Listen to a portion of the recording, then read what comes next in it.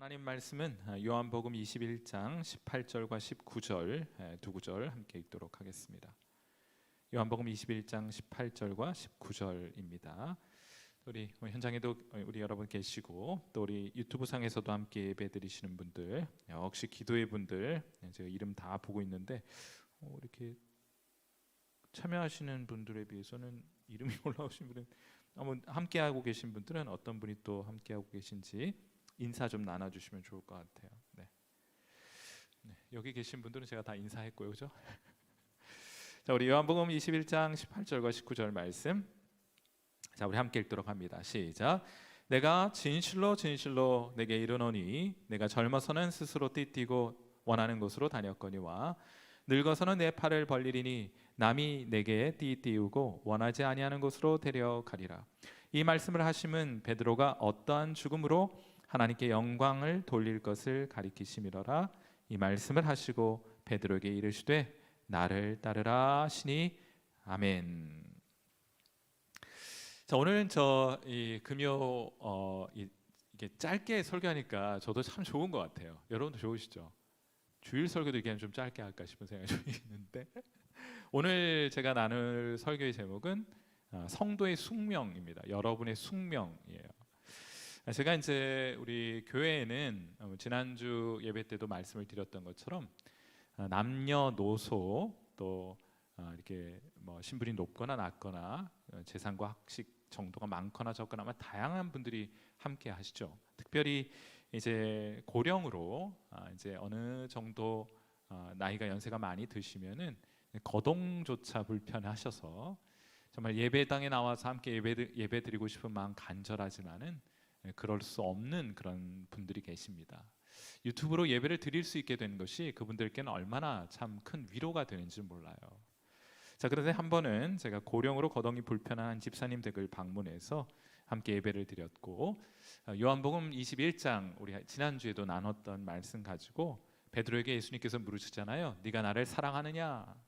이 말씀을 나누면서 제가 그 집사님에게도 여쭈어보았습니다. 집사님도 예수님 사랑하세요? 하고 물었어요. 여기 계시면 제가 이 질문은 여러분 뵐 때마다 묻고 싶은 질문이에요. 여러분 예수님 사랑하십니까? 우리 유튜브 상에서 예배 드리고 계신 분들 여러분도 피해갈 수 없는 질문입니다. 여러분도 예수님 사랑하십니까? 제가 그 고령의 집사님께 예수님 사랑하십니까? 하고 물었더니 그분이 정말 환한 미소를 지으시면서 제게 답변하시기를 제가 예수님을 대단히 사랑합니다. 이렇게 얘기를 했어요. 대단히 사랑합니다. 굉장히 좀 입에 착 감기더라고요. 예수님을 대단히 사랑합니다. 이게 착 감기는 표현이었던 것 같아요. 함께 복창을 하면서 웃었던 기억이 있습니다. 그리고는 잃어버린 한 마리 양을 찾아 길을 떠나시는 목자의 비유를 그 집사님께 들려드렸습니다. 그랬더니 이분이 그 이야기를 들으면서 모르는 이야기 아니실 텐데 눈물을 뚝뚝 흘리시더라고요. 집사님은 예수님 대단히 사랑하시죠? 집사님께서 대단히 사랑하시는 그분이 집사님에게 당부하시네요. 예수님의 어린 양들을 잘 돌보아 달라고 말입니다. 집사님은 연로하셔서 이제 거동도 잘 못하시고 그토록 바라시는 주일 예배에 참석도 못하고 계시지만은 그래도 찾아본다면 예수님께서 맡겨주신 양떼를 돌볼 수 있는 방법이 있을 겁니다. 먼저는 자녀들을 위해 기도하시고 또 목양을 제가 잘 할 수 있도록 저를 위해서 기도도 해주시고 또 교회를 위해서도 기도해 주실 수 있잖아요. 직접 만나서 돌보는 것뿐만 아니고 기도의 자리에서 그들을 기억하고 기도하는 것도 어린 양떼들, 예수님께서 맡겨주신 양떼들을 돌보는 좋은 방법일 수 있습니다. 그러니 집사님이 그 일을 꼭 좀 해주세요 하고 부탁을 했습니다. 그랬더니 이 집사님 얼굴이 다시 한번 밝아지는 거예요. 내가 연로해서 거동도 할 수 없지만은 그래도 예수님 사랑하는 마음이 있고 예수님 사랑하는 사람들에게 맡겨주는 영혼들을 도울 수 있는 방법이 있구나 하는 것을 아마 새롭게 생각하셨던 모양이에요. 여러분, 저는 그렇게 부르고 싶은데 예수님을 사랑하는 사람들에게는 숙명이 있습니다. 저와 여러분 예수님 사랑한다고 고백하시잖아요.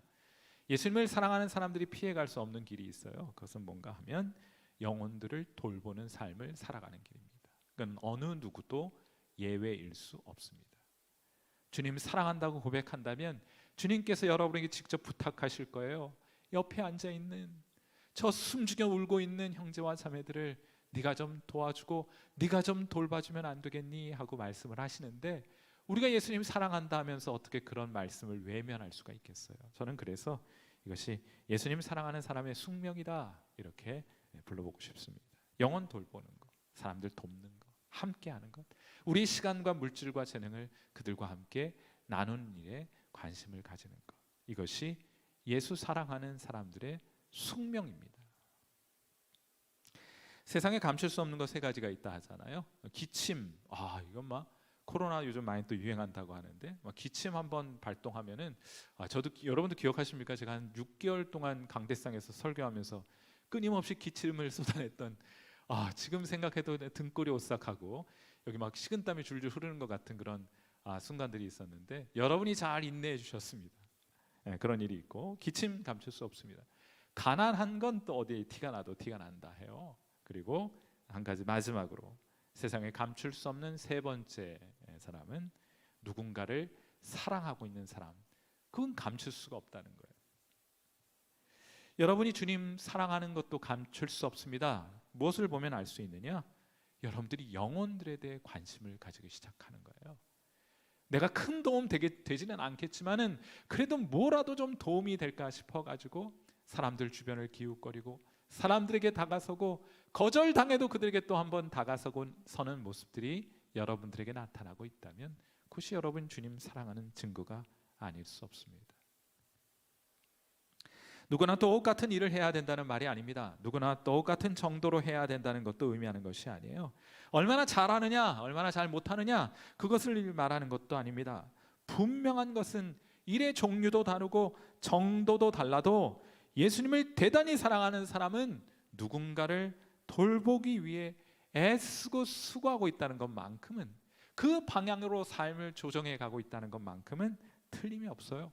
그것이 예수님 사랑하는 사람에게 나타나는 자연스러운 현상입니다. 저 그런 걸 보는 거예요. 예수님 정말 사랑하십니까? 예수님 사랑한다는 고백이 있는 사람들은 무엇을 하고 있다고요? 영혼들을 돌보고 있는 거예요. 그 자리를 떠날 수가 없는 거예요. 그러나 오늘 본문은 제가 이렇게 영혼들 주님 사랑하고 영혼들 사랑하면은, 예수님 사랑하면은 영혼들을 돌보게 된다, 이건 막 낭만적인 그림 아닙니다. 사랑은 장밋빛인 것처럼 생각하지만은 그렇지는 않습니다. 영혼들을 돌보는 일은 쉬운 일이 아니에요. 베드로는 오늘 본문을 통해 보니까 예수님께서 문답하고 내 양 먹이고 돌보라 이런 부탁하신 다음에 이 말씀 들려주시는 거거든요. 그런데 무슨 얘기입니까? 오늘 베드로 이 일 하다가 너 순교당하게 될 거다, 이렇게 말씀하시는 거예요. 영혼들, 예수님 사랑해서 영혼들을 돌보는 일이 언제나 환대받고 환영받고 사람들로부터 인정받는 길 아니다. 외면받고 거절당하고 또 힘들고 어려운 일, 마음속에 상처를 남기는 일 무수히 많이 겪게 될 것이다 하고 베드로에게 말씀하고 계신 거예요. 하지만 그런 일이 있든 없든, 영혼들을 섬기다가 좋은 일이 있거나 혹은 영혼들을 섬기다가 그렇지 못한 마음의 깊은 상처를 받든, 그런 일이 있든 없든 예수님께서 베드로에게 뭐라고 말씀하세요? 너는 나를 따르라. 난 그 일 할 거야 오늘도. 그러니 너도 나 있는 곳에 있어야 하지 않겠니? 하고 말씀하시는 겁니다. 사랑하는 사람은 사랑하는 사람과 함께 합니다. 여러분이 누군가를 사랑하면 그 사람과 함께 머물러 있게 되어 있어요. 그 길에 고난이 없으면 물론 좋겠습니다. 그러나 고난이 있어도 관계는 없어요. 괜찮습니다. 함께 그 고난을 지나가고 통과해 가는 것이기 때문에요. 그래서 아까 숙명이라는 표현 말씀을 드렸습니다만, 사랑하는 사람에게는 다른 선택이 없습니다. 사랑하는 사람과 함께하는 것 외에 다른 선택이 없는 거예요. 그건 너무나 잘 아셔가지고 우리 예수님께서 베드로의 마음 너무나 잘 아시니까 너 나 따라라, 딴소리 하지 말고 넌 날 따라라, 이렇게만 단도직입적으로 말씀하시는 거예요. 주의사항이 하나 있습니다. 주님 사랑해서 영혼 돌봄에 헌신한 분들, 좋습니다. 주님 사랑하고요. 제가 주님 맡겨주신 영혼들 돌보는 일에 힘든 일이 있어도 괜찮습니다. 그 힘든 일 견뎌내죠. 이렇게 말하는 분들, 이렇게 생각하고 주님을 따르는 분들 너무 잘하고 계십니다. 그럼에도 불구하고 여러분이 딱 한 가지 주의하셔야 될 것이 있어요. 주의사항이 하나 있습니다. 그건 뭔가 하면 바로 비교의식이에요. 비교의식.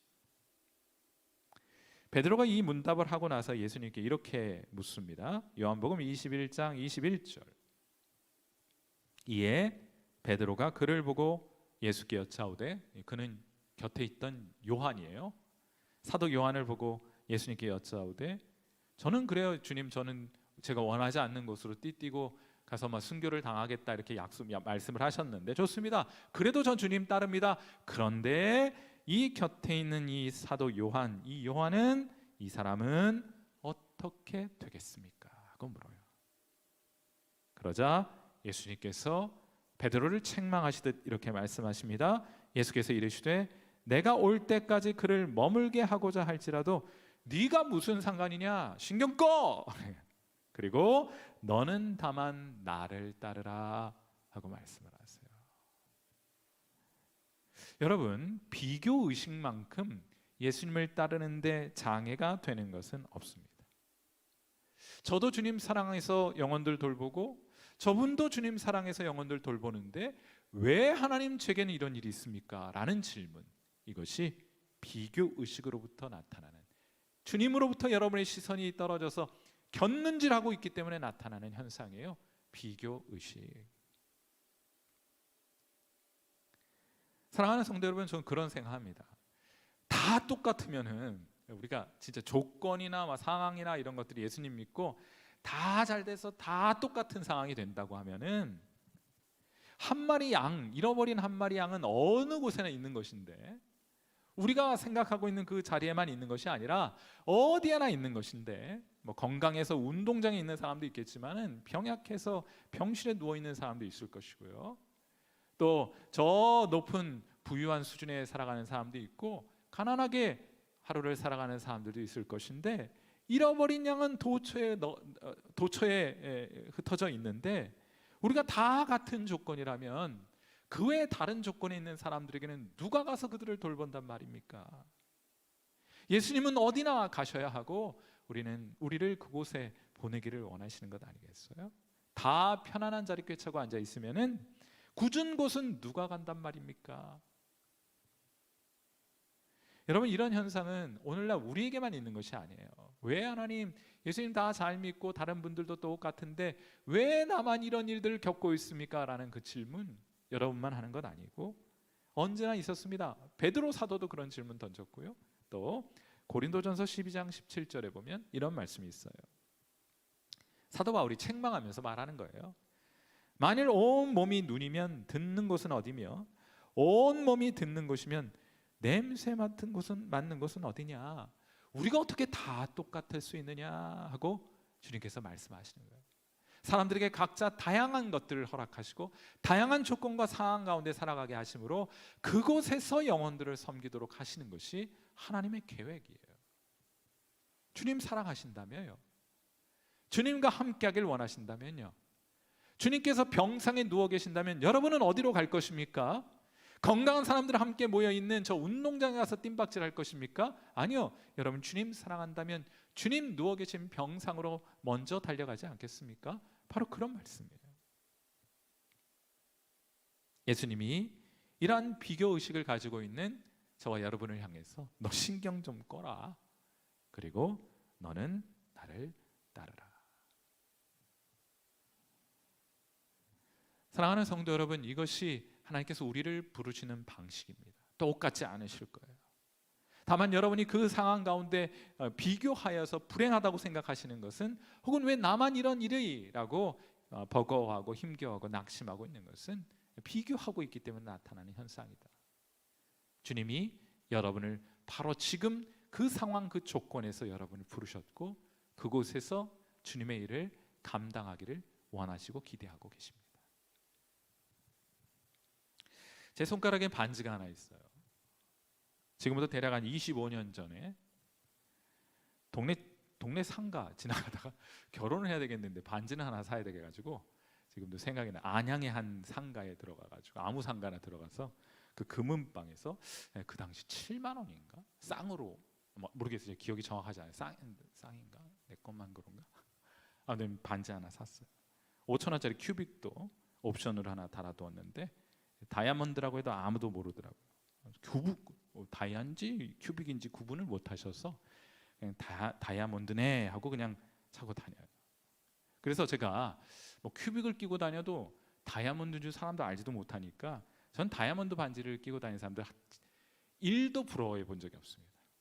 저도 하나 가지고 있으니까, 다이아몬드 같은 큐빅을 가지고 있으니까 1도 부럽지 않았어요. 전 결혼할 때 책꽂이 딱 2개를 빼고는 가구를 일절 사지 않았습니다. 냉장고, 세탁기, TV 제가 모두 자취할 때 쓰던 것 가지고 신혼살림 차렸어요. 침대, 이건 아내가, 저는 침대가 없었기 때문에 아내가 사용하던 침대 신혼집으로 가져왔어요. 장롱, 마트에서 파는 행거 있잖아요. 그거 갖다가 걸었어요. 별로 불편한 줄 모르고 살았던 것 같습니다. 여러분, 그런데 저희 양가 부모님이 그거 해줄 형편이 안 돼가지고 그렇게 한 것이 아니에요. 이유 있게 안 했습니다. 결혼할 때 제가 처갓집 가서 장인 장모에게 제가 이렇게 말씀을 드렸어요. 아버님 어머님, 저 결혼하면 신학교 가서 저 전도사도 되고 목사도 될 겁니다. 나중에 형편이 어려운 청년들도 격려해서 제가 결혼도 하게 하고 주례도 하고 해야 될 텐데 제가 혼수 많이 장만해서 결혼하면 전 그런 말 못할 것 같습니다. 이렇게 말씀을 드렸어요. 제가 그때는 그게 멋있는 줄 알았다고. 멋있잖아요, 그죠? 안 멋있어요? 나는 그게 멋있는 줄 알고 그렇게 했다고요. 근데 요즘 들어 조금 후회가 돼요. 왜냐하면 제가 앞일을 잘못 예측했기 때문입니다. 요즘은 결혼 자체를 안 하려고 해서 문제지 돈이 없어서 결혼을 못하는 사람이 없는 것 같기 때문이에요. 이럴 줄 알았으면 나도 좀 쓸걸, 이런 생각이 들기도 해요. 그러나 지금 생각해도 여전히 잘했다고 생각합니다. 그래도 형편 어려운 가운데 결혼을 하려고 하는 커플이 이 세상에 단 하나는 있을 것이고 그들에게 제가 용기 내어서 결혼해도 된다, 잘 살아갈 수 있다고 말해줄 수 있을 것 같기 때문이에요. 살인하고 간음하는 것도 죄이지만은 비교해서 우쭐거리거나 열등감을 가지는 것도 똑같은 죄입니다. 하나님이 기뻐하시지 않는 일을 하는 것이 죄잖아요. 살인, 간음, 도둑질, 거짓말하는 것만 죄가 아니라 하나님 기뻐하시지 않는 비교해서 우월감 가지고 비교해서 열등의식 갖는 것도 똑같이 죽임당해야 할 죄입니다. 죄에는 비용이 발생해요. 다른 사람과 여러분을 비교하게 되면 하나님께서 여러분에게 주신 행복과 만족과 기쁨, 감사, 그것을 대가로, 그것을 비용으로 지불하게 됩니다. 기쁨이 사라지고 감사가 사라지고 불평, 원망 이런 것들만 가득 채워지는 일이 나타나게 되는 것이죠. 그러므로 비교하지 말고 너는 나를 따라라. 네가 무슨 상관이냐? 넌 나 사랑한다며 나만 따르면 되는 것 아니니? 여러분이 현재 있는 자리에서 주님 맡기신 영혼들 돌보시면 돼요. 금반지 꼈으면은 은반지 낀 사람 무시하지 말고 다이아몬드 반지 낀 사람 부러워하지도 말고 그저 금반지에 감사할 수 있으면 됩니다. 대신 금반지 주신 하나님의 뜻을 물어 그 금반지 낀 손으로 주님을 섬기면 되는 것이고 주님의 어린 양들 돌보는 일 하면 되는 겁니다. 다이아몬드 반지 낀 사람이 만나야 될 사람, 해야 할 일이 따로 있으니 남의 인생 참견하지 말고 여러분의 인생과 여러분에게 맡겨주신 사명에 만족하며 기뻐하며 최선을 다해 그 일 이루어 가시는 여러분 되시기를 주님의 이름으로 축원해 드립니다. 그런 것들 신경 쓰며 살아가기에 우리 인생 너무 짧아요. 그렇지 않습니까? 벌써 우리의 나이가 이렇게 되었는데 잠시 후면 또 저렇게 될 것이에요. 정사는 나중에 하나님이 각자에게 하실 것이니 그때 주님께 맡겨드리고 여러분은 여러분의 사명에만 충실하시기를 주님의 이름으로 축원해 드립니다. 주님 경고와 책망을 바로 들으세요. 네가 무슨 상관이냐? 너는 나를 따르라. 사랑하는 주님께서 오늘 이 밤 저와 여러분에게 들려주시는 귀한 음성 마음속에 새기시고 다시 한번 상관하지 말고 여러분 주변 상황 비교 이런 거 하지 말고 주님만 바라보시는 귀한 밤 되시기를 주님의 이름으로 축원해 드립니다. 함께 기도하겠습니다. 자, 우리 음악 들으시면서 함께 기도하지요. 여러분 오늘 여러분 스스로에게 또 한번 물어보세요.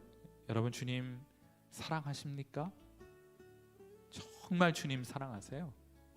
그러면 영혼을 섬기는 것이 다른 분들에 대해 관심을 가지고 그들을 돕고 섬기는 것이 여러분의 숙명입니다.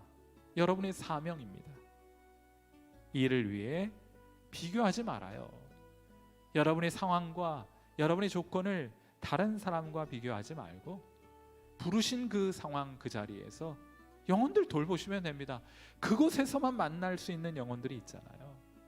그곳에서만 소통하고 그곳에서만 공감할 수 있는 영혼들이 있지 않습니까? 그들에게 다가가세요. 그들과 함께 여러분의 마음을 나누세요. 주님을 향한 여러분의 사랑을 그들에게 표현하시면 됩니다.